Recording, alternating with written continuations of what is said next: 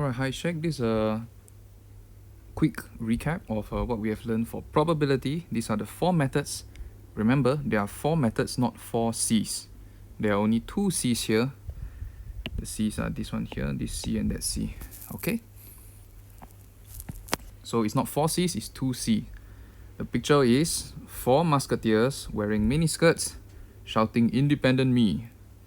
Okay, so the 4 methods is 4 musketeers, complement, conditional, and then independent versus mutually exclusive. There are only 4.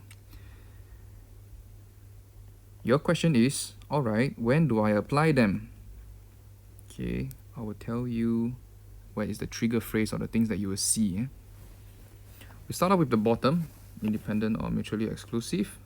You will apply them here, right here, apply when they literally tell you independent, they use this word, or they use this word.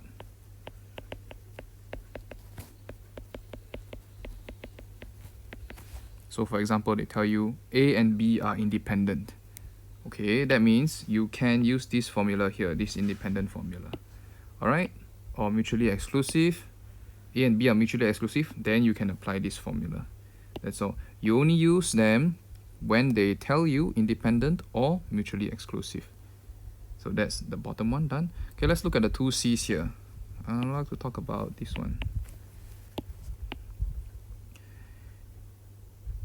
They will use the word given.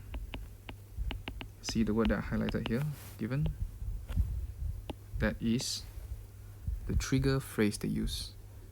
So for example, A given B, you will write probability of A given B.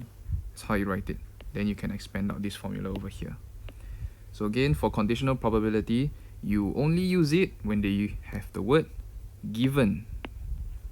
Alternatively, they give you the form itself. Okay, you're looking at this straight line over here. That's the indicator.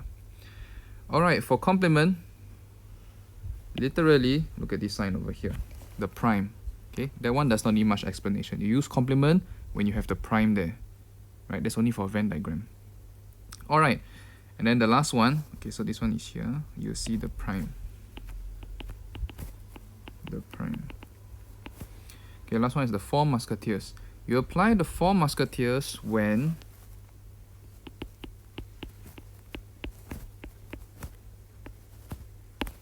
when have any of 3. What does that mean here? There are 4 terms. 4 terms. 3, 4. That's why the 4 musketeers, because 4 terms. If you have any of these 3, you will use that to find the 4th. Alright?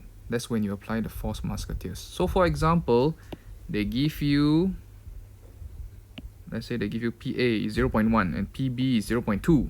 And then PA union B is 0.8, you can use that to calculate this intersection. Alright, of course the example is not very good. So let me give the proper one. Okay, suppose this is 0.1, PB is 0.2, and PA union B, let's say 0.05. So then you calculate, you do this, right? You can find the intersection. Intersection is 0.3 minus 0.05, so that's 0.25 if I'm not wrong. You can double check that. Alright, so there we have it. These are when you will use these 4 things. So if you actually think about it, okay, let's take one step back. You will observe that trigger phrase will be given for these 2. Conditional and independent versus mutually exclusive. You will literally see the words given or independent, mutually exclusive. Those are trigger phrases.